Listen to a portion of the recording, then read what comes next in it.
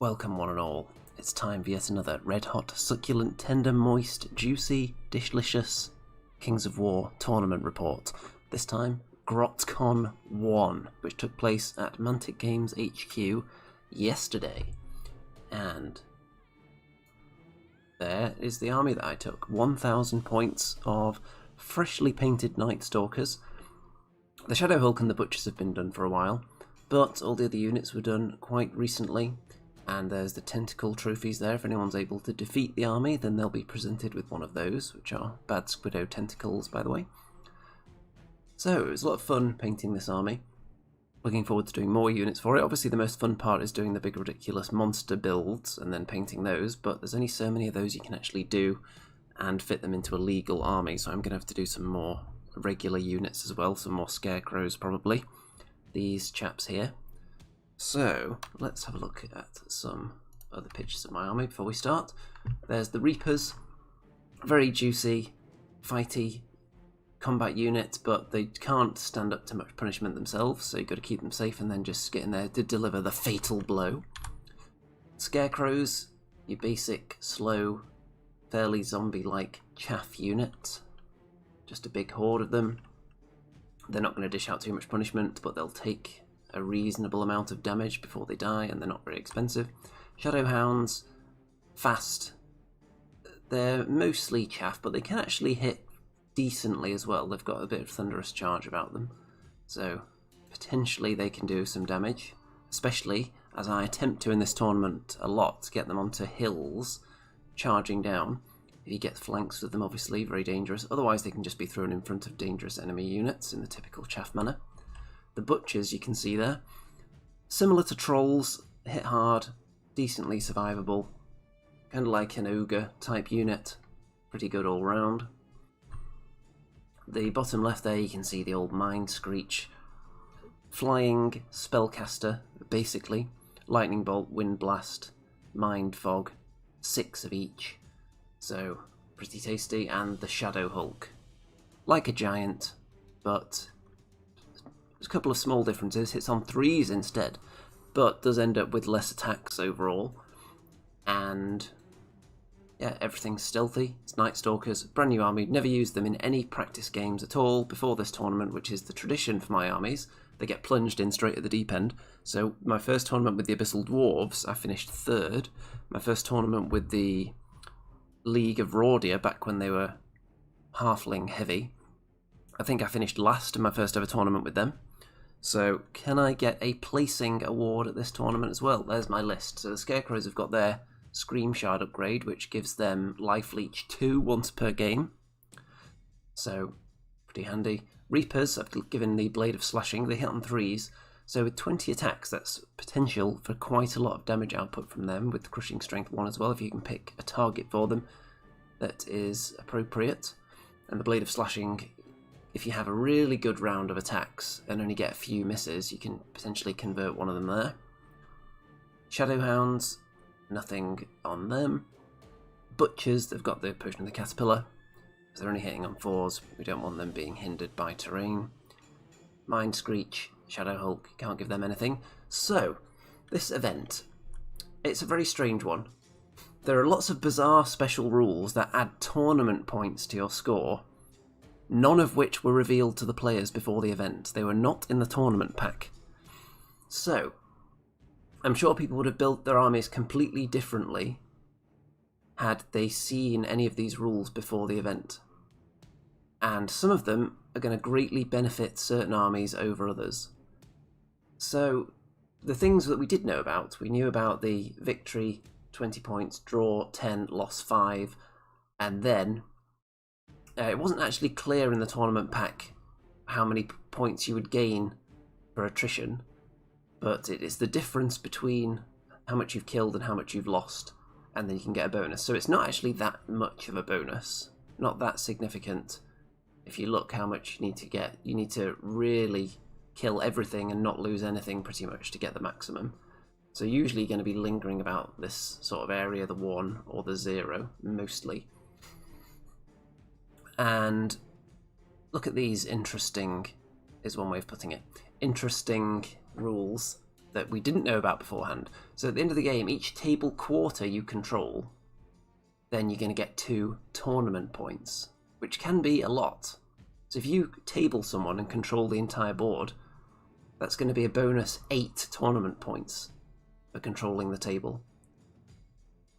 And also, it should be pointed out that even though it's 1,000 points, we were playing on 6x4 tables, which is not the standard size for 1,000 points. So some armies that maybe don't want to spread out won't like that, and some armies that have a lot of speed maybe will like that. It's a slight bonus that they're faced with there. If you kill the enemy general, you get 2 bonus tournament points. Remember, these are tournament points, so these are going onto the leaderboard, all these things. So the enemy general is just going to be a hero that they choose, and some of us didn't have heroes, so we just had to pick the next best thing, so a monster or something like that.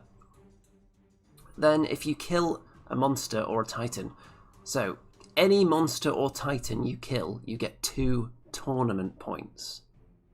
You can see how that might be slightly unbalanced, because obviously some people aren't going to be bringing monsters or titans, especially at 1,000 points. And for those of us that brought 2 of them, we're really just giving our opponents a chance to get free tournament points without any chance of winning them back off them again, because a lot of people just didn't bring monsters or titans. So had we seen these rules, I'm sure nobody would have brought monsters and titans for this tournament, because he's just giving away free points. So a little bit odd, all these conditions sprung on us before the event, just before. And I will say though that obviously nobody knew about them in advance, none of the players. So it's fair in that respect, but it's going to affect certain armies more than others. So this is the list I'm facing in round 1, and you'll notice that there is a monster in it. So potential to get a bonus point there. There are some halfling, where's the halfling? Halfling Master Sergeant, I think, is the only halfling in this League of Rordia army. On a guard with the Potion of the Caterpillar. They don't want to be hindered. 2 units of mounted scouts with short bows, and a unit of knights with the boots of striding. So fairly standard stuff. There's a lot of speed in here, and that's going to be useful on this large table. So the scenario is invade. Now, the unit strength of the Rordia army is 1 less than my unit strength, which means that if you look at the deployment, if we just march straight into the opponent's half and don't kill anything, then I would just win. But that's clearly not going to be the case. I started putting my stuff down over here, my opponent started putting stuff down over there. I've got the Shadow Hounds on this side on their own. And one thing to note with Nightstalkers, although they are stealthy, so they're somewhat resistant to shooting, they also don't have any inspiring unless they get to within range of enemy inspiring sources. So they are more vulnerable to shooting in some respects. So the unit being out on its own there isn't a worry in the traditional sense.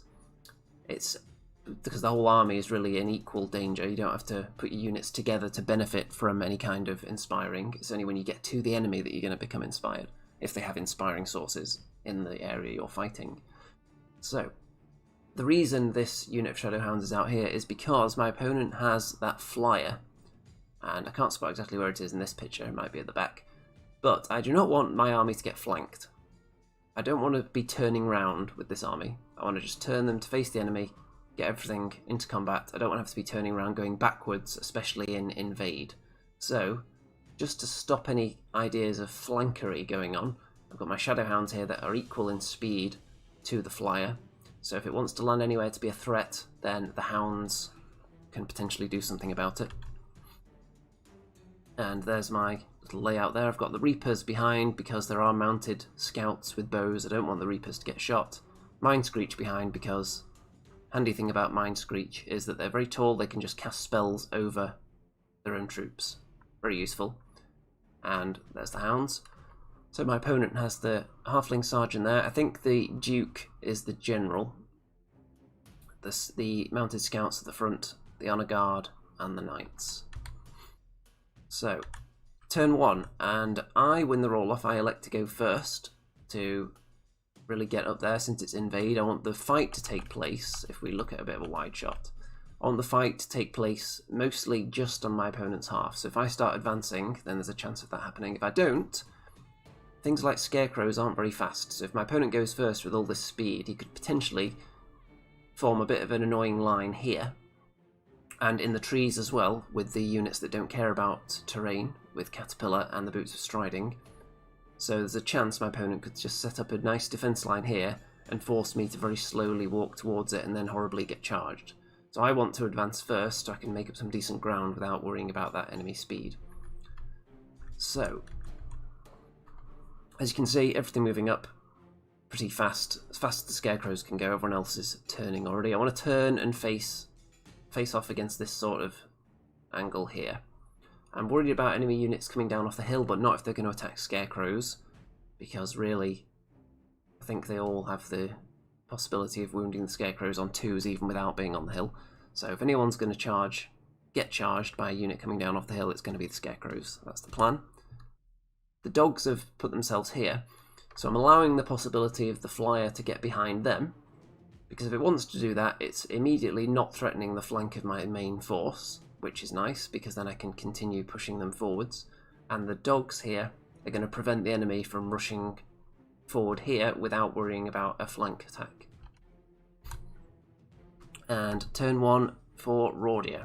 So advancing up onto the hill, as you'd expect. And there you go. So had I not gone first, I think the enemy would have been able to go a bit further than this, potentially. Probably ended up where I suggested here, but keeping some of them on the hill to get that bonus, maybe. So that's a very short turn. Turn 2 for me, and the hounds have moved forward a bit because they're not in danger of being charged by anything. If they are, it would only be, I think they may be in range of the mounted scouts who could see them, but they'd be going through a hedge. They probably wouldn't like that one bit. And the rest of my army is just getting into some kind of formation because I had to go forwards and then turn left, obviously, so they're a little bit skewed. But they're getting back into formation and starting to lightning bolt the mounted scouts. Doing a bit of damage there. You can see a nice cinematic shot. If anyone's watching this live, let me know in the comments, by the way. And there we go. So it's a little bit of a standoff. But what are the enemy going to do next? Because at the moment, it's invade, so I'm clearly winning because the centre point of the table is about here. So I think the butchers are probably fully in the enemy territory at the moment. And it wouldn't take much for me to slowly shuffle everything in there. So that's the plan anyway. If the enemy don't advance, I'm just going to slowly sidestep everything into the enemy half until they do come and get me. Turn 2 for Rordia. So, obviously, not wanting that to happen, they've pushed forward with the scouts. One thing I've liked about this setup here is that one unit of scouts is slightly ahead of the other, giving me a potential flank charge with the Shadow Hounds, which will not be hindered because I won't have to touch the hedge, because I'll be going by the shortest route, so the amount of pivoting required is very, very small, so I won't actually touch the hedge to reach them. And you can see the Duke has landed behind here, but if the Hounds are going over there, the Duke will have nothing to do, really. He's not going to be in range to attack anything yet. And he's now also front on to my battle line, this whole force here, which is what I want, because I don't want any of this to get flanked.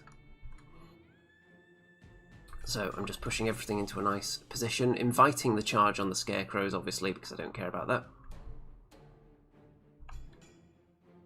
And my opponent has not charged anyone yet, though, but has positioned not in the woods, so I can still hide from this unit. The Honour Guard on the hill are obviously a big threat for anything with high defence, but all my high defence units are far back anyway. So turn 3 for me, and the Hounds just take that flank charge on the scouts, eat them for breakfast. We've got Red John in the chat, hello there. Then the Mind Screech with the Lightning Bolt puts 2 damage onto the other mounted scouts. Now these Shadow Hounds are obviously going to get killed, but I've already got the advantage on scoring units. So if we look here, 1, 2, 3, 4, 5, 6 for me, for invade purposes, and I've got superior unit strength. My opponent's only got 1, 2, 3, 4, 5 units that can score. So if we just trade 1 for 1, that puts me up at the end of the day. So take 1 down, blocking the Honour Guard slightly as well. Lightning Bolt damage. And this guy is still not really in the game. And unless he wants to spend maybe 2 turns going here and then here, then he's not going to accomplish much. Turn 3 for Rordia. So the Honour Guard and the Halfling Sergeant double charge into the Shadowhounds. These scouts go up onto the hedge. The knights actually go backwards, because if they advance into the woods, they can actually be charged by the butchers, which they would not want, because the butchers do have the caterpillar potion, and the butchers have a decent chance at taking down those knights. And they would certainly disorder and heavily damage them. So the dogs are obviously dead, but it's a decent trade. And turn 4 for me. So what am I going to do now? Let's see. Well, I'm going to be lightning bolting the scouts off, so they're dead. Both units of mounted scouts are dead now, so I've killed 2 units and lost 1. I'm still not throwing anything in though, because I want the Scarecrows to take the charge, so I'm not pushing anything else into range. As you'll see, this guy didn't actually come that close in the previous turn, so the Reapers are out of range of him, and I've killed all my opponent's bow fire ability, so they're probably just going to have to do a mass charge into the Scarecrows or wrangle for positioning. And I've got probably butchers and maybe the Shadow Hulk fully in enemy territory at the moment for invade purposes. But if they want to continue the fight here, that's fine by me, because I'm just going to win. So if they charge into the Scarecrows, the fight's taking place in my opponent's half, which is obviously ideal.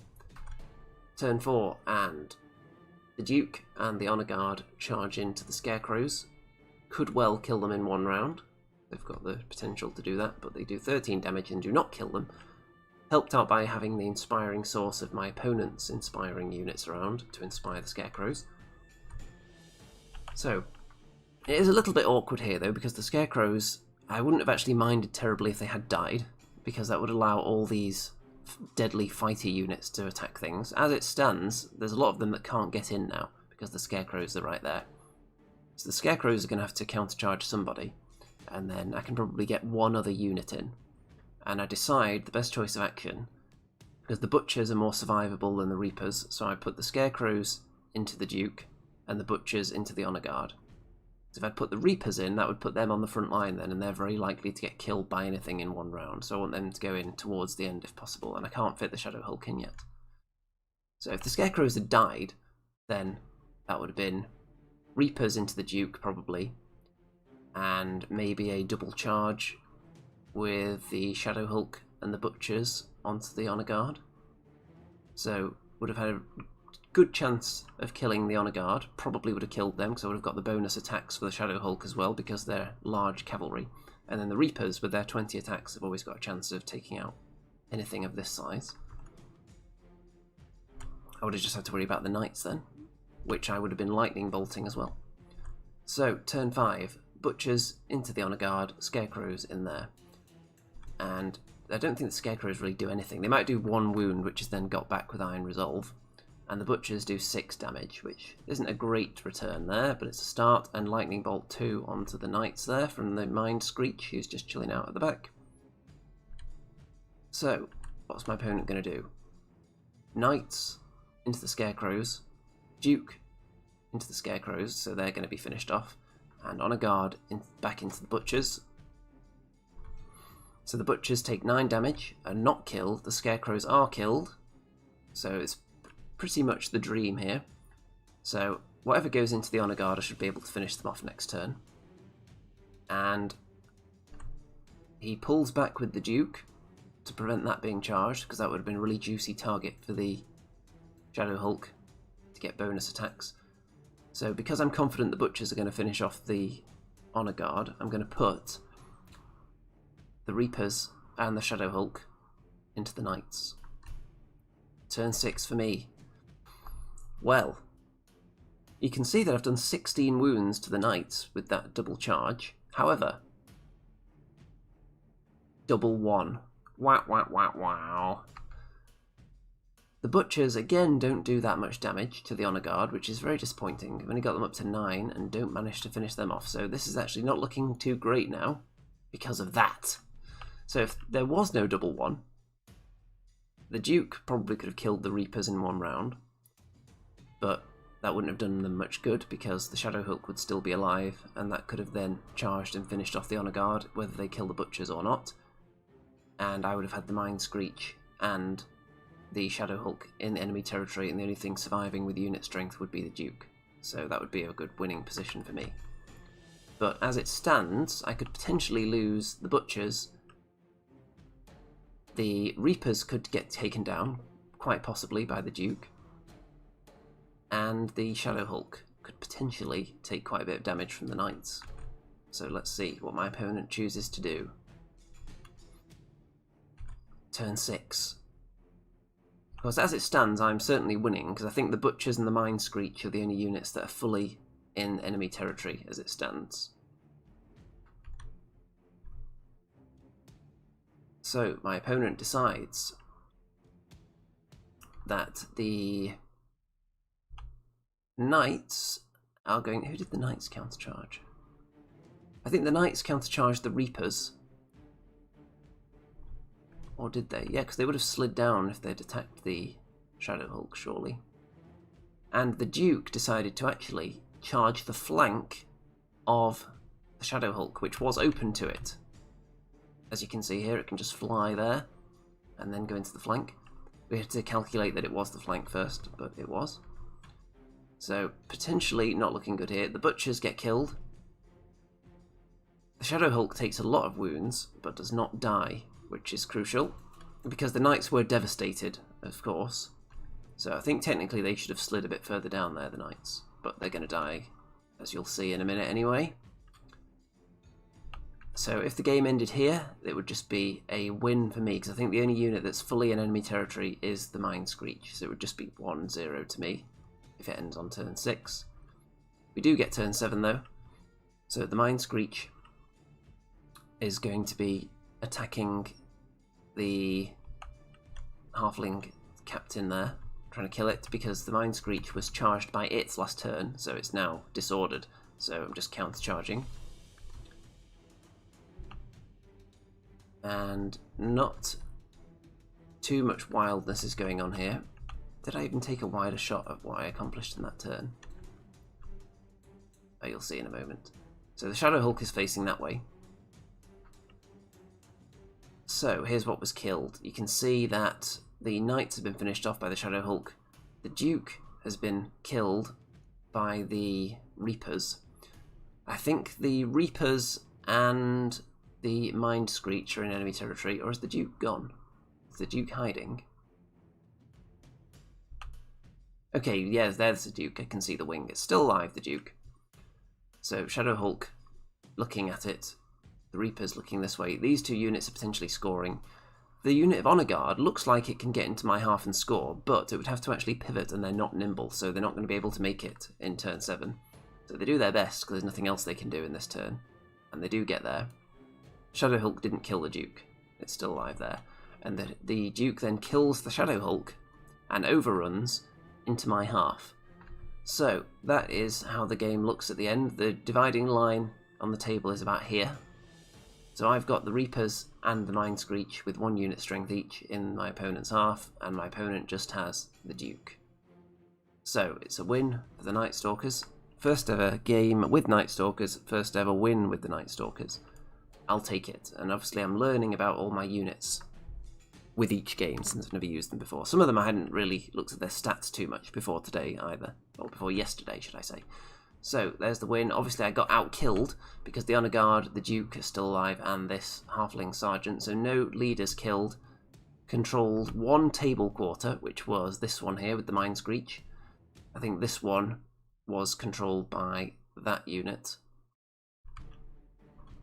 So for anyone just joining, there are bonus points for killing the enemy leader, killing monsters or titans, and for controlling table quarters. All those bonus points go towards your tournament score, which is a really weird way of doing it, especially when you don't tell the players about it until 5 minutes before the tournament begins. Very strange. So, next game, I'm against Nightstalkers. Not quite a mirror match because it's quite a different list. Scarecrows with Scream Shard is the same. Phantoms in a regiment. They've also got a Scream Shard. 2 regiments of Shadow Hounds. So lots more hounds than I've got. A Planar Apparition, which has all the special rules in the world. It's got Crushing Strength 1, Dread, Ensnare, Mind Thirst, Nimble, Regeneration 4+, Stealthy obviously, Its main trick is healing, and it's got a bit of mind fog as well. And 165 points, so it's not particularly cheap. 4 attacks, hits on 3s, so it's decent in combat, if you can get a flank with it maybe. But overall, you're paying the price for having the heal ability and for having all these special rules, really. It's just got a lot of them. Then a Banshee, which has Enthrall and Wind Blast. Enthrall is the reverse Wind Blast, so you can pull enemies closer or push them further away. So lots of Wind Blast. Again, not that cheap, this hero, but it can fly, speed 10. It's not a fighty one though. It's entirely a spell caster, really. And this scenario is Dominate. So, I think it's Dominate. Yeah, it is. So, Dominate. Nightstalkers versus Nightstalkers. And I've got my hounds over on this side. Going to get them on this hill so they can charge from the hill. Scarecrows are shielding my Mind Screech and the Reapers on their way in. I don't want them being shot up or charged by anything. In this instance, it's charged, really, that's the main concern. I don't want them being charged by enemy Shadow Hounds. I'd rather they charge Scarecrows, and then the Reapers counter. Shadow Hulk and the Butchers forming a nice solid block here, up against the enemy Scarecrows. So Hounds will look for any enemies that try and come in this direction, for example these Phantoms, and also try and just charge down off the hill for the bonus, Thunderous Charge. So there's my setup. My opponent's got the 2 regiments of Shadow Hounds. This is a very nice army. Lots of pumpkin action. Scarecrows, more pumpkins than on my Scarecrows. Planar Apparition, which is actually I think it's from Hellboy, is it? The bug creature, just the head cut off it and then some legs put on it. There's the Banshee and the Phantoms. Nice cinematic shot there. So don't forget to like this video, by the way, everybody. Turn 1. And I get the first turn. I'm not sure whether I actually chose it this time. Don't remember. But anyway, I'm going first. Pushing everything up. Shadow Hounds onto the hill. And Mind Screech puts 2 damage onto those Shadow Hounds with the Lightning Bolt, initially. And there we go, that's how it looks. Scarecrow is very, very slow walking on an obstacle, obviously, so I didn't need to put them on that, really. But I'm not that concerned because my enemy has all this speed here, so I don't think I'm going to have to wait too long to get into a fight. My opponent positions the Phantoms there, essentially inviting my Hounds to charge them from the hill, so I'd be able to do some damage, but probably not kill them in one round. Everything else just moves up, staying out of my charge range wisely. 1 damage is put, because I think the Wind Blast from the Banshee also does damage, so 1 wound is done to the Shadow Hulk. And it's pushed back a bit as well. Turn 2 for me, so I do take the charge and do 7 wounds, it looks like. So Shadow Hounds doing a really good round of combat there. Good job. And the main reason I'm throwing them in there is not because I think I'm going to kill them. It's because I don't want this threat looking into the flank next turn. I want to be able to advance up and not worry about that. So, in they go. Mind Screech tries to put more damage on this unit, and I think it does. I think they healed some of it back last time. So, I'm inviting charges. The Shadow Hounds can only charge the Scarecrows, I think. Well, this one could probably charge the Shadow Hulk if it wanted to. And the Scarecrows could probably charge the Butchers. So I'm not concerned about that, though. So if the enemy decides to... oh, one thing I should point out. The Scarecrows cannot charge the Shadow Hulk. Which is important, because I did not want them to charge it. Because I would rather invite them to charge the Butchers. They're not going to kill them in one round. And that means the Shadow Hulk has a good view across this area here. So if the Hounds charge into the Scarecrows and don't kill them, which is possible, then I would have a flank charge. So I don't want the Shadow Hulk to be boxed in. So if the Scarecrows just move forward 8, I'm not sure whether they would be able to go far enough to box him in. And if they did do that, they might end up in the flank for the Butchers, maybe? Not sure. We'll see. So, you can see that the Scarecrows do charge the Butchers, which is ideal, and you can see that the Shadow Hulk was wind blasted back again, but not far enough to stop him seeing the flank there, doing 2 more wounds. And the Phantoms only do 3 damage to the Shadow Hounds, which isn't enough to kill them, which is nice. My Scarecrows are killed after only taking 12 damage, because obviously there's no inspiring at all in this game. Nightstalkers don't have inspiring, they leech on the opponent's inspiring, and when your opponent is also Nightstalkers, then neither of you have inspiring, and you can't leech it from anybody, so things just die as soon as there's a good nerve roll. No inspiring on the table, and they're dead. So I'm going to hope that Reapers can take out a regiment of Shadow Hounds in one go. They're certainly capable, and the Shadow Hulk in the flank can potentially take this one out. So this could have potentially been avoided if this unit had overrun instead of staying where they are, because then the Shadow Hulk might not have been able to see them. However, overrunning with that unit would have been risky, because if this unit rolled higher than this unit, for example, then the Reapers could have had maybe a flank on this unit. So, maybe probably worth it though, because I think Reapers have got a decent chance of killing one of these units in the front anyway. So maybe worth it to avoid the Shadow Hulk, but then the Shadow Hulk could have also charged the flank of the Scarecrows instead, so he would have had options either way. Just a good spot for the Shadow Hulk to be in. When the enemies are engaged either side like that, you just got choices, and that's what I like. Giving your opponent multiple choices, all of which are bad, is always the dream situation to be in, and you can see that all the Shadow Hounds have been killed. So, I did get into the flank with the Shadow Hulk, killed them, Reapers in the front, killed them, so they're both dead. Butchers only do 4 damage to the Scarecrows, which is very poor. And Shadow Hounds against the Phantoms, not much accomplished there. Shadow Hounds may well die next turn, they probably will. Turn 3 for the enemy Nightstalkers, I think. So let's see what's accomplished. The Planar Apparition is just getting out of the way of the Shadow Hulk, I think. And the Banshee is going to do some spell casting. I don't think the Wind Blast does much though. And I took this opportunity to take a picture of the face on the back of the Shadow Hulk because I think it's cool, with its little crossed hands like that. Planar Apparition doesn't do too much in this round, I think. Nice Scarecrow versus Butcher battle there. My Shadow Hounds are killed as well, as expected, and the Phantoms can now threaten the flank of the Butchers. Scarecrows don't do much to them though. They do get healed up, as you can see. So, remember the scenario, it's dominate, so if this horde stays alive, and my horde gets killed, that's potentially bad news. We've both got 3 scoring, I've got 4 scoring units left, my opponent's got 3, but one of mine is in big danger here.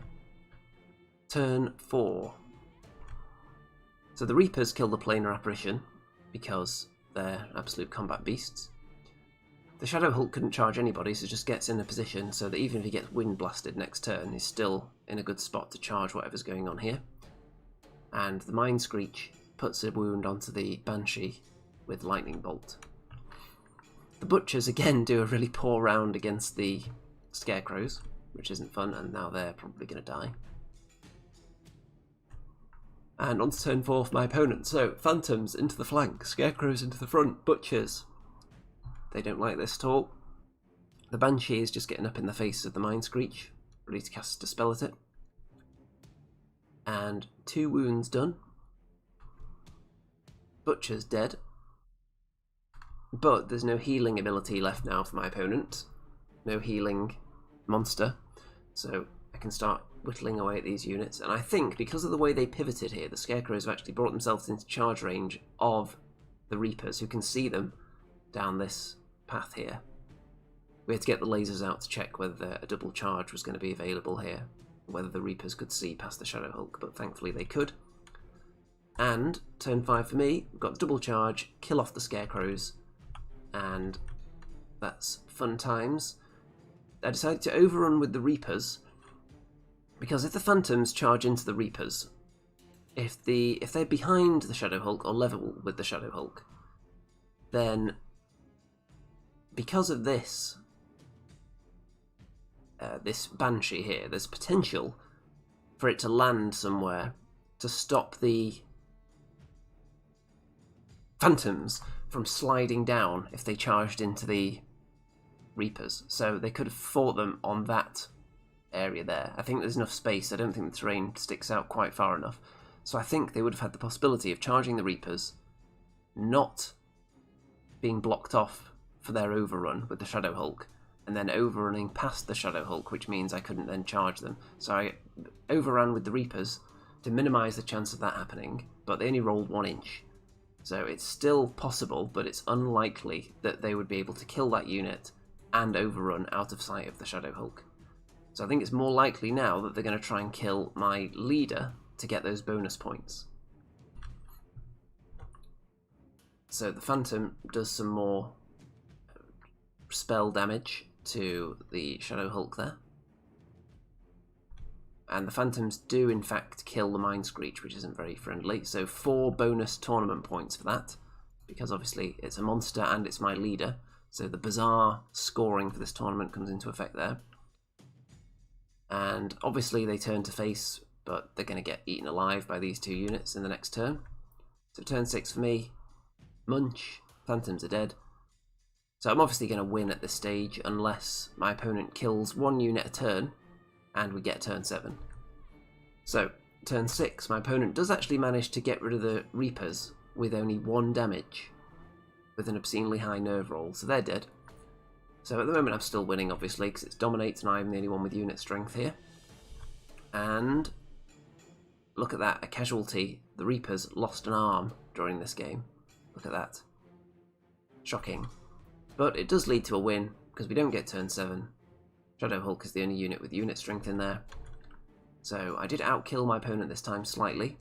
Didn't kill the general, claimed a table quarter, and killed 1 monster, which was the... that would have been the Planar Apparition.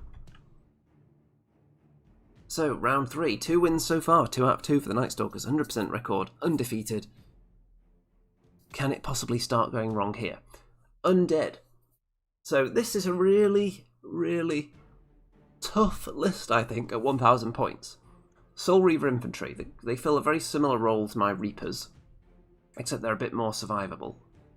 They're really good at killing things. They've got crushing strength too, so they're better, in fact, and better defense, but they're quite expensive.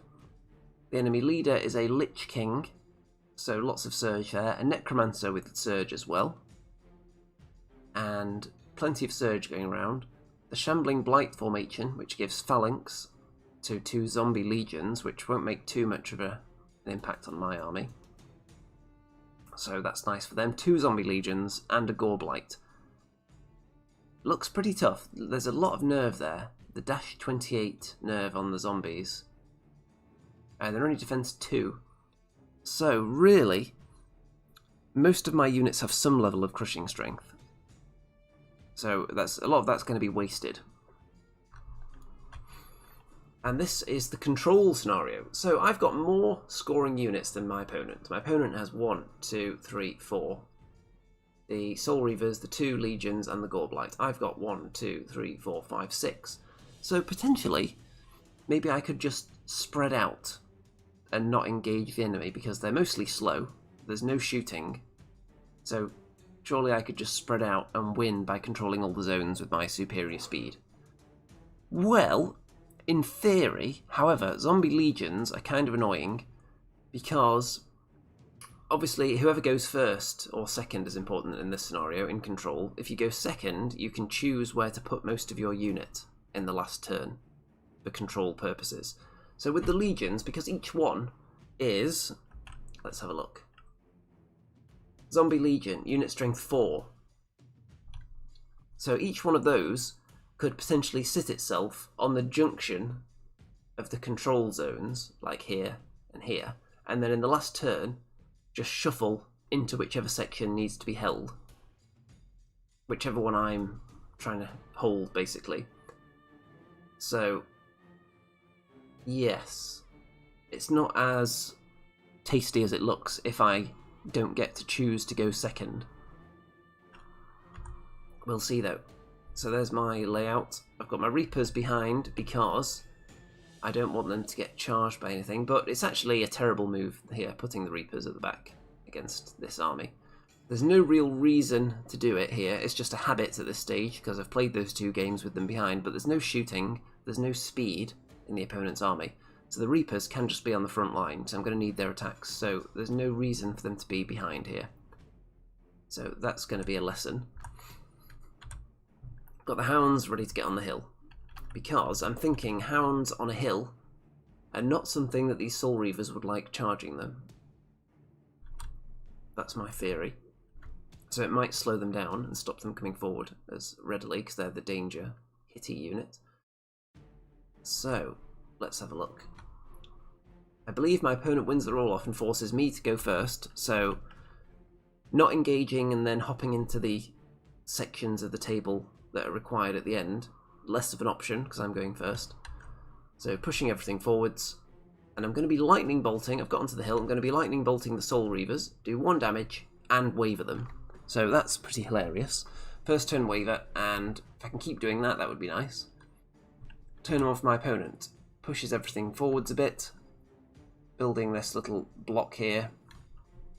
And my opponent is a very compact little army. I've spread out a bit more, but I'm also creating angles because of that. Turn 2 for me, so advance a little bit again, staying out of charge range. They've got a lot of surge though, so 1 unit could be surged in, which does not concern me at all, because 1 zombie legion on its own, probably not going to do that much. I think this one has, with the tree, has the hammer of measured force, by the way. So against Scarecrows it would be totally pointless, because it would actually make them less effective than they would be without it. So I do 1 damage with Lightning Bolt again on the Soul Reavers, and waver them again. Hilarious. So what's my opponent going to do now? Does decide to surge this Zombie Legion into my Scarecrows with the Hammer of Measured Force, thus making them worse at fighting only this unit. So I'm fine with that. I don't think I can see the flank of the zombies with my Shadow Hulk. I think it's just out, I think we determined. Which would have been very nice, obviously. They do, look at that though, 13 wounds and kill the Scarecrows immediately. So, let's have a little bit of maths, shall we? So, a Zombie Legion, it's 30 attacks, isn't it? So, 30 attacks, hitting on 5s, should be 10 hits probably. Wounding on 4s with the Hammer of Measured Force, 5 wounds. So almost 3 times what you'd expect. And immediate death for the Scarecrows. And now suddenly I've got a problem, because this is actually a threat here, staring into the flank of my army. I think the Shadow Hulk could probably see them now though if I wanted to charge them in the front. And the Reapers. So what am I going to do? I actually decide to do a triple charge into this Zombie Legion. Shadow Hulk, Butchers, Dogs in the flank, so they're going to double their attacks. I only do 18 wounds. Now, my brief maths calculation I was doing, when figuring out how much damage I should do in this combat, told me that I should do a bit more than that, and should have probably had a decent chance of killing them. I think I worked it out. Whether it's 100% correct or not, I'm not sure, but I think it was something like 22 wounds I could have expected to do here. I suppose we could just work that out now, couldn't we? So Shadow Hounds in the flank should be getting 10 hits, wounding on 2s. So let's say they're going to do 8 wounds. The Butchers should get 9 hits, wounding on 2s. So if we assume they probably do 8 wounds as well, so that's about 16. Shadow Hulk probably going to have about 9 attacks, 9 or 10 attacks, hitting on 3s, so probably 6 hits, maybe 5 wounds. So yeah, it should be doing slightly more than 18 wounds, so I was hoping to kill them in 1 round. My other choice here was to charge with the Shadow Hounds into the Soul Reaver infantry, who had 2 wounds on them, because charging them in the front, I could have done enough wounds to waver or kill them. But my thinking was, I might as well lightning bolt them, because if I fail in this combat, the only thing that those guys are going to be able to do anyway is kill the Shadow Hounds, which they could have done anyway if I'd charged them and failed. Because they can't get the Butchers, because they're in the front. They can't get the Shadow Hulk, because they're in the flank. And yeah, so all they'd be able to do is kill this unit, which is the unit that would have been boxing them in anyway. So I decided to go all out and try and kill the Legion in one go. Unfortunately, as you can see, it doesn't go that way at all. The Butchers, I think, had a really miserable round of attacks, so it's not going well here. That one obscenely good round from the Zombie Legion killing the Scarecrows, and then one poor round from the Butchers, which isn't stupidly below average, but it's just enough below to make it very unlikely to kill them. And alas. And I lightning bolted the Soul Reavers again, hoping that if I did another 1 damage, on average I should have a decent chance of wavering them if I could do 1 or 2 wounds to them. Sadly, alas, it did not work, so I didn't do any damage with the lightning bolt this time. So obviously I could have charged them with the Shadow Hounds from the hill. That would have given me a slightly better chance of wavering them, but also greatly reduced my chances of killing this Zombie Legion in one go. And I thought I might as well just go for it, take out all of them. Because if I do kill them, I can turn the Shadow Hulk to face the Zombie Legion there, and because the Soul Reavers would be in the flank of the Shadow Hulk, it would have its flank completely covered by the Butchers, so they wouldn't be able to charge it. And that would also protect anyone from flank charge from the Gore Blight as well. The Hounds could turn to face the Soul Reavers if they wanted, but they might even just stay and present a rear or a flank to the Soul Reavers to encourage them to charge the Hounds instead of the Butchers. So overall, I think it wasn't the worst plan in the world, but it's certainly not looking like it's working. One thing I'm not happy with, though, as I pointed out at the start, is my use of the Reapers here, because I didn't want to throw them in on their own to this Zombie Legion, which, looking at how this is turning out, I probably could have done, because I want this unit to score. They're only a troop. I could have thrown them in hindered, done a few damage to the zombies, and then maybe got killed on the counter, but it would have prevented the threat of this, which is obviously not pleasant. So I could have thrown them in there, and then hoped to finish that unit off later with Lightning Bolt. I also could have potentially wind blasted those zombies, which would have taken them a bit further away, but there's so much surge available. Turn 3 for the enemy, so you can see the Soul Reavers into the flank of the Shadow Hounds. The Gore Blight goes into the flank of the Shadow Hulk, and the Zombie Legion are just advancing a bit towards the Reapers, which is going to stop me turning round, which is what they want, I think. Because if I turn round, I'm just leaving them open to be surged into with the 2 surge sources. So the fact that my Scarecrows died so early, in freak circumstances, has really left these Reapers in a bad position. I don't think I've done the right thing with them at all, because they're not going to be able to get involved in the fight now. So if they turn round, they die. If they run away, they're not fighting. So not great. And I'm allowing a Zombie Legion with loads of unit strength to get into my central control area, which is worth 2. So the Butchers get killed by a Zombie Legion in one round. They do 11 wounds, which again is an obscene amount, because, let's see, so we established that Zombie Legions are going to be doing 10 hits on average, and then they're rolling against defense 5. So they should not be doing anywhere near 11 wounds on average, but the Butchers are dead. Zombie Legion's having the game of their lives, I think, and it's looking very, very bad. Shadowhound's obviously going to get killed by that flank from the Soul Reaver infantry. That was never in doubt. The Shadow Hulk is fine though, doesn't take much damage from the Gore Blight, so still in this, but it's not looking good. What I need next turn is to kill the Zombie Legion with the Shadow Hulk, finish them off, they're already heavily damaged, and maybe Lightning Bolt off the Soul Reavers, which would take some luck. And from that position it would be quite good actually, if that comes off. So the Shadow Hulk does not do much at all, only does 3 wounds to the Legion, which is pretty abysmal. And the Shadow Hulk, not the Shadow Hulk, the Mind Screech does 2 wounds, but does not waver the Soul Reavers. And my Reapers are just running away, leading this Legion away from combat, basically. And then if I get a chance, I'll turn around and they'll be back in the game again. Turn 4 for the Undead. So everyone in on the Shadow Hulk. Soul Reavers, Zombie Legion, and the Gore Blight. The zombies this other Zombie Legion are chasing down my Reapers still, which is a reasonable use of them under these circumstances. Since everything else has gone so well, you might as well use them to chase down a very killy unit to stop them getting involved in the game.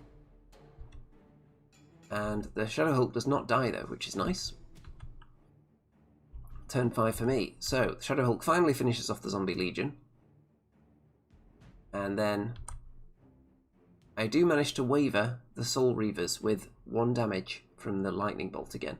So all my luck in this game has revolved around wavering this troop of Soul Reavers, but I don't think that really pays back the really, really potent attacks from the Zombie Legions. So the Shadow Hulk could potentially get killed by the Goreblight next turn, and the Reapers are just running away still, because I'm thinking I'm going to lose this game. I want to claim some table quarters for bonus tournament points, if I can. So the enemy decide to give up on chasing the Reapers, turn the zombies round, charge into the flank of the Shadow Hulk, and of course it's dead from a zillion attacks. Turn 6 for me, so there's not much I can do, so I'm just going to try and Lightning Bolt the Soul Reavers again, but to no effect. And then the Goreblight gets double surged into my Mind Screech. So I didn't really need to get that close to it, but when there's so much surge available, it's kind of difficult to avoid these things. I could have preserved my leader to stop my opponent getting more tournament points, but I was more concerned about scoring points myself rather than stopping my opponent scoring. So I wanted to kill things, I wanted to claim table sections, that's what I was thinking. So Mind Screech does take 5 wounds, doesn't die yet, but we do get turn 7 unfortunately.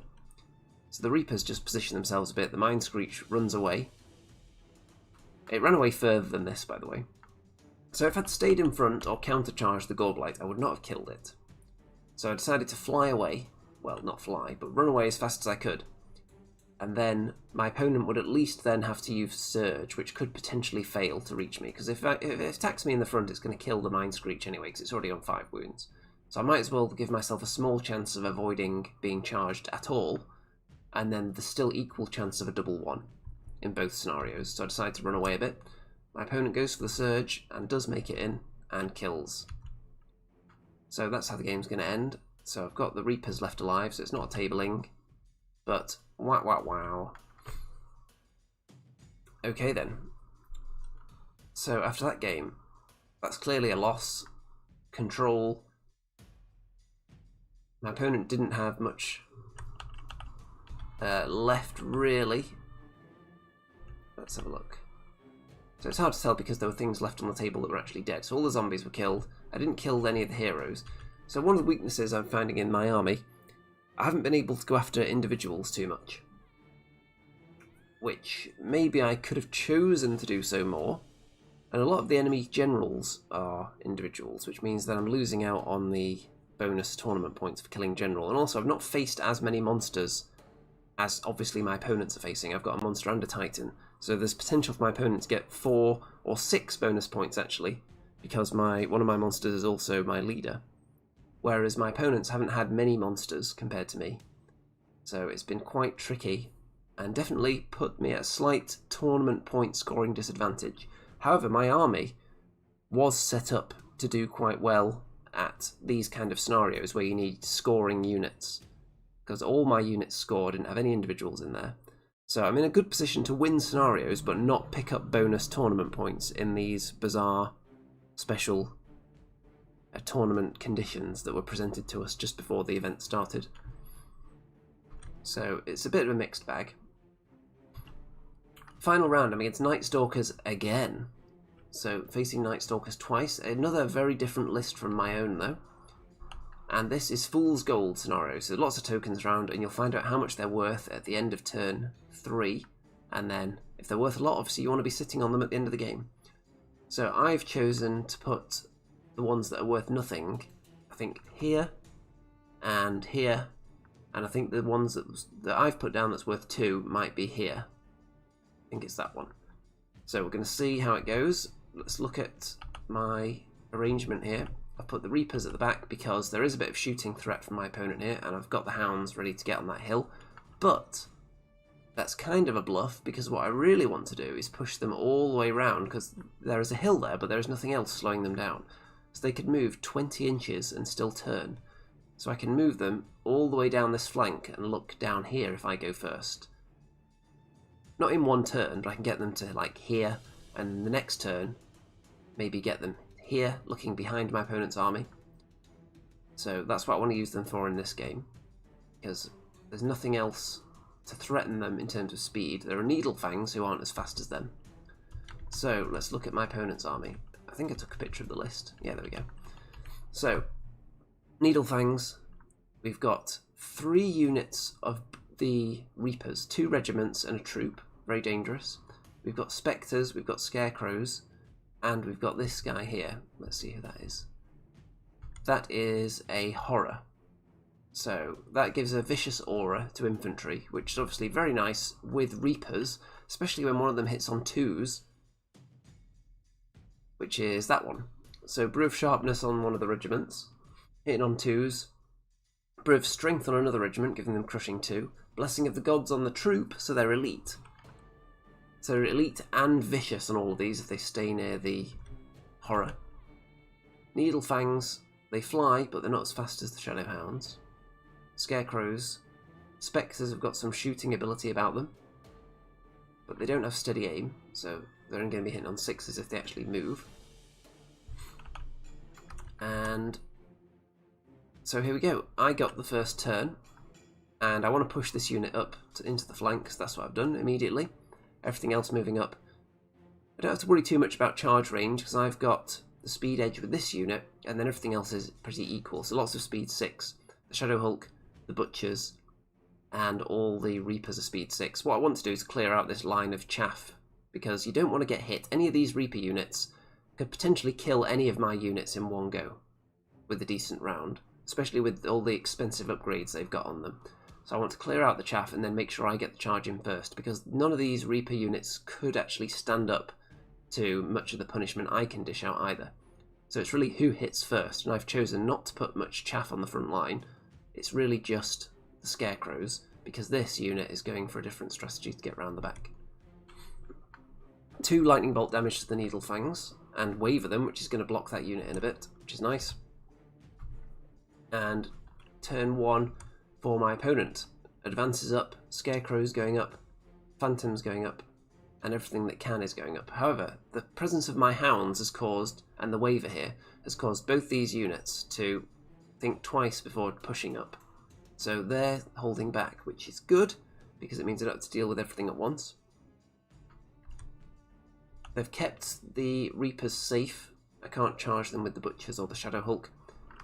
So I could charge everything into the Scarecrows, or maybe the Phantoms, if I really wanted to.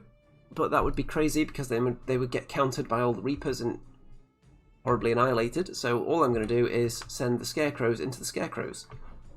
And my Scarecrows kill off the Scarecrow regiment, so I've got a nice roadblock in front of the Reapers now. And my dogs have just positioned themselves so they can't be charged by anything, and they're just staring down the flank now, which is tying up both these units. And I've managed to waver the Needlefangs again with Lightning Bolt, which is quite hilarious. A bit of a recurring theme in this tournament, wavering things with Lightning Bolt. Not that it helped me in the last game, mind you. And I'm quite happy with how this is set up. I'm keeping things out of charge range of the Reapers, because why would I want to get charged by them when they've got all the upgrades in the world on them, and they'll just eat through Butchers like a hot knife through... a hot butcher's knife, even, through a butcher who's cut himself by mistake. So I'm quite happy with this setup. My opponent decides to put in 2 Reaper units into the Scarecrows and clear them out, which I suppose it doesn't really have that much of a choice, but I would have been tempted here to not put these in. I would have been tempted to maybe... It's difficult though, because you've got these nimble Shadowhounds there as well that could maybe wrangle the way around somehow. So I would have been tempted maybe to keep these Reapers back a bit until something was cleared out. Maybe not throw in both of them at once. Maybe throw in one with maybe the Phantoms and keep one back. This unit in particular is just going to die as soon as anything touches it. Same for my unit of Reapers. So you don't want them taking out Scarecrows and then being countercharged by anything really. So the double charge in there. These 2 units have turned so that they're still able to see the Shadow Hulk, not going to get flanked by that, but also don't want to get flanked by the Shadow Hounds. The Phantoms get in range to do some shooting, and I believe they shoot the Mind Screech and do some damage to it. So, Scarecrow Horde killed horribly by the Reapers. However, the Reapers are now in really juicy position to charge. They fall back a bit after combat so that they can't be charged by my Reapers, but I can still have a Hulk on one, Butchers on the other, and my Reapers can charge the Phantoms. So I'm quite happy with that setup. And my dogs can still be annoying next turn, as you'll see. So turn 3 for me. The Lightning Bolt of the Mind Screech kills off the Needlefangs after wavering them a couple of times. The Shadow Hounds have positioned themselves so they can't be charged by the Reapers. They're still being super annoying there, just staring at the enemy. We still don't know how much any of the tokens are worth at this stage, by the way. I'm just trying to kill everything. So, the Phantoms get killed by my Reapers. However, these attacks don't quite go particularly well.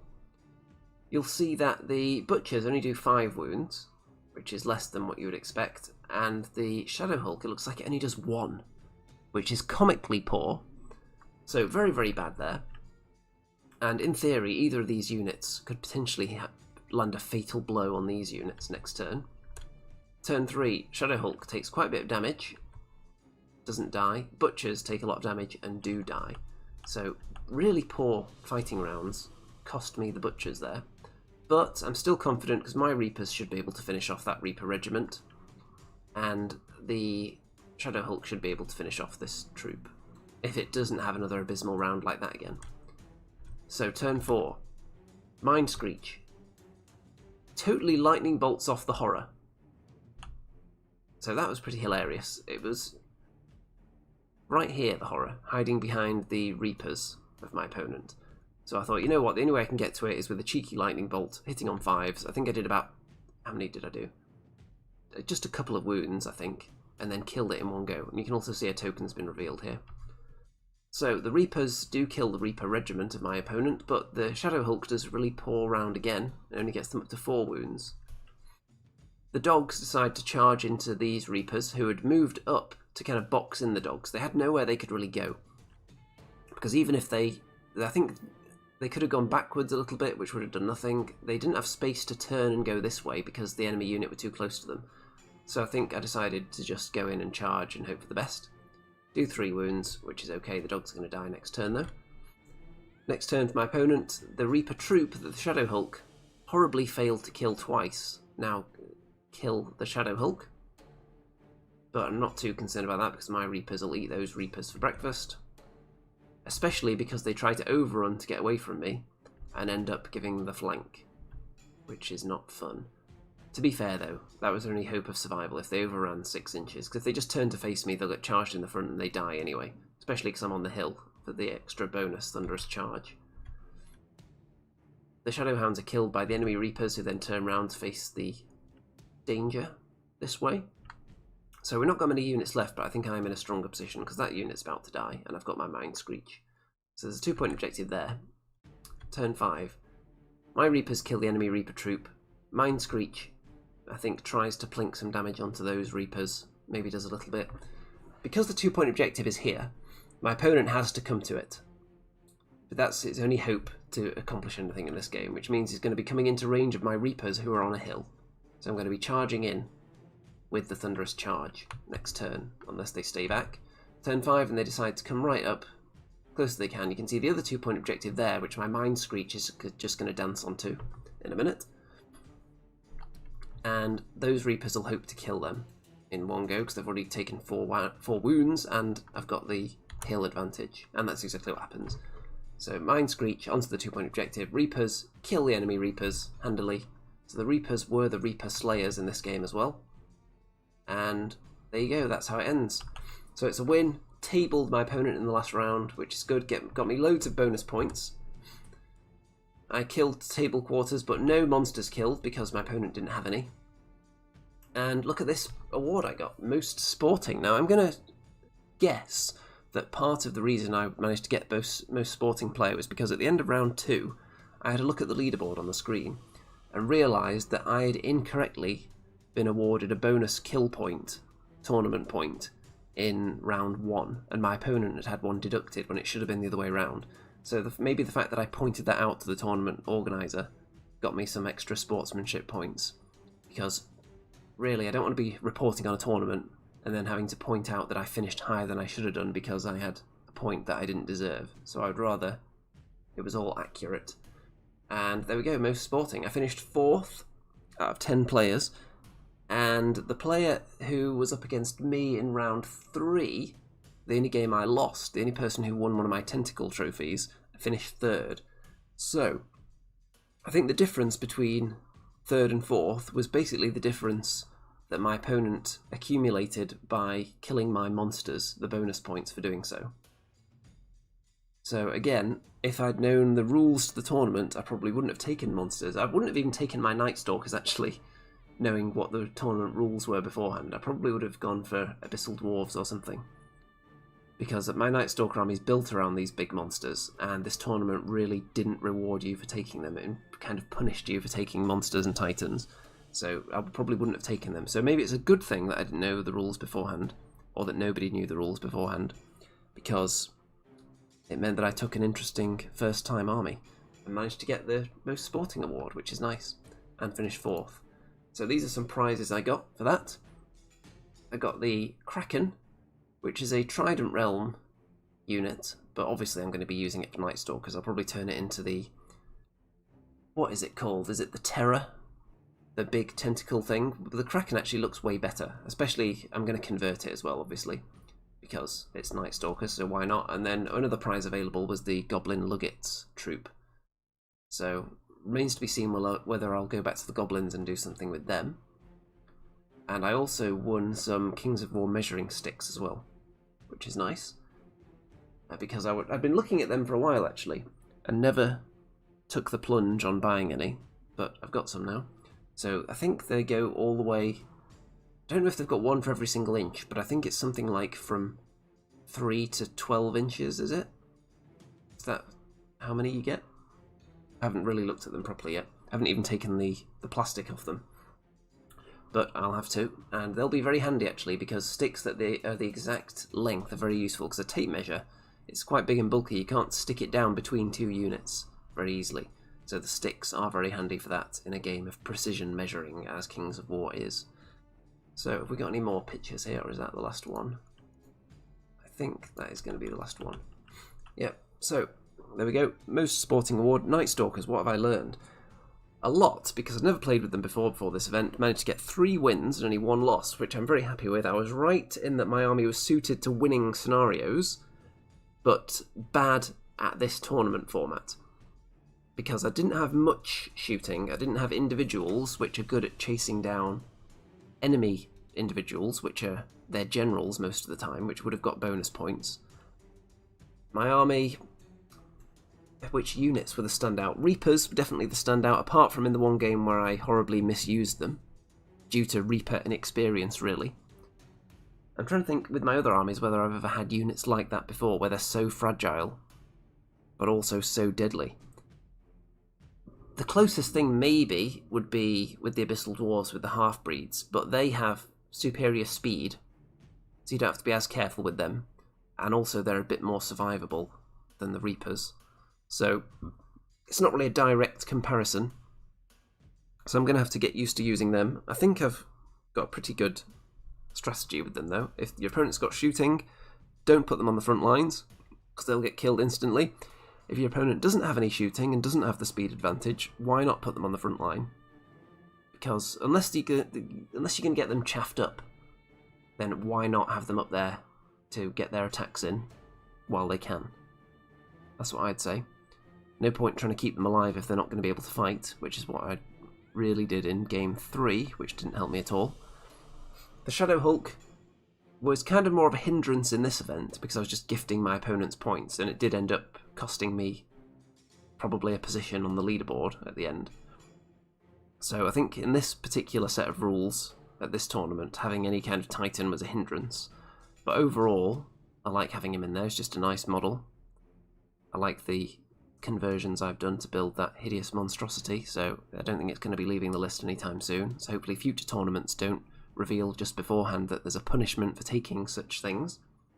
I've also got Dreadfiends.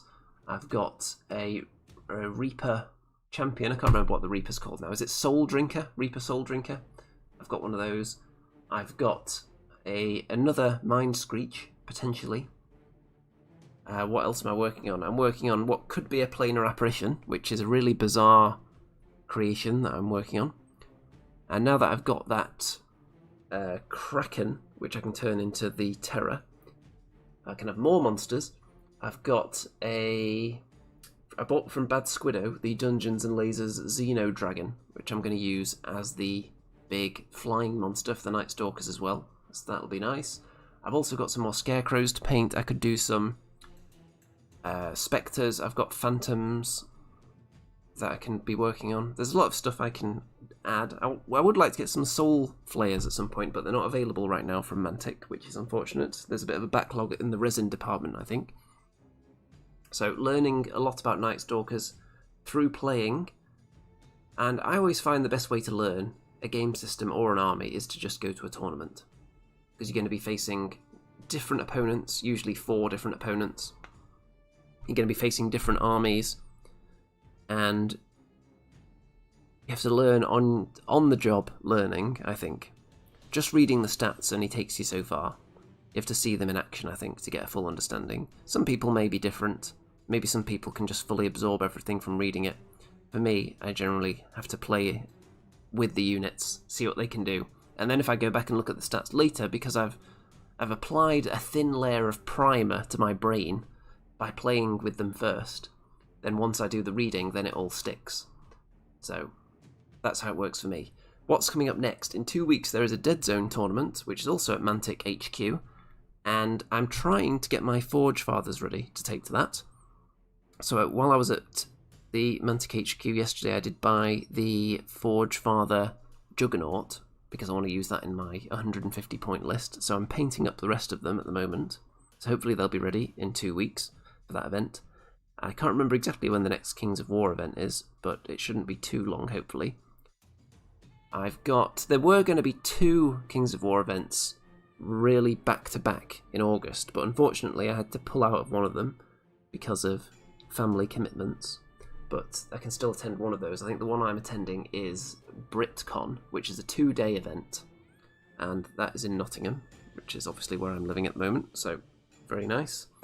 And I think there's some more Kings of War before then. There's a few Dead Zone. I think that's about it at the moment. Not sure if there's one coming up in the next month or so. I'll have to have a look. I'll keep people informed anyway. If anyone wants to join the Discord server or join the 2D6 Orange Facebook community as well, which is linked in the description, of course. Don't forget to like the video, don't forget to subscribe and all that fun stuff. And obviously, if you like this kind of succulent, juicy content and you want to keep this channel afloat and fund this top-notch production work, then feel free to join the Patreon or various other fundraising sources that are linked in the description as well, which pretty much pays for my tournament attendance at the moment, the amount that comes in. So it's not a huge amount, but that's what it's paying for right now, I would say. And I think it's time to wrap this one up. So it was a fun event, fun opponents. I wouldn't say it was a downside necessarily, all the weird rules that were introduced. It was just unusual. And in fact, there was a tournament, the last tournament I went to, the Countdown, which was the speed Kings of War, that wasn't ranked because the rules were deemed too bizarre because you had such a short amount of time to play. But this tournament's rules and scoring were, frankly, vastly more bizarre than that, but this one is going to be ranked and that one isn't, which is very unusual to me.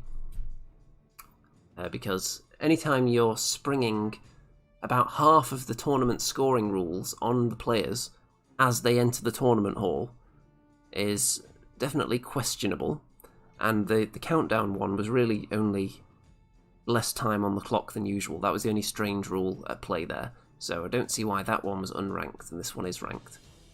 But I think I finished higher in this one anyway, so for my rankings purposes, it's probably better for me that this one's ranked compared to the other one.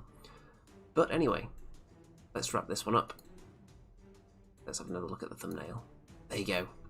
So let me know what you thought. Let me know what you think of the Nightstalkers. If you are a Nightstalkers player, feel free to drop any tips in there. Anything you've picked up, any tips from this video.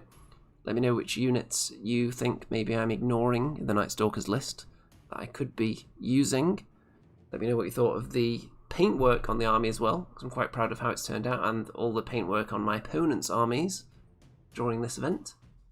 And all that remains to be said at this point is, good night out there, whatever you are.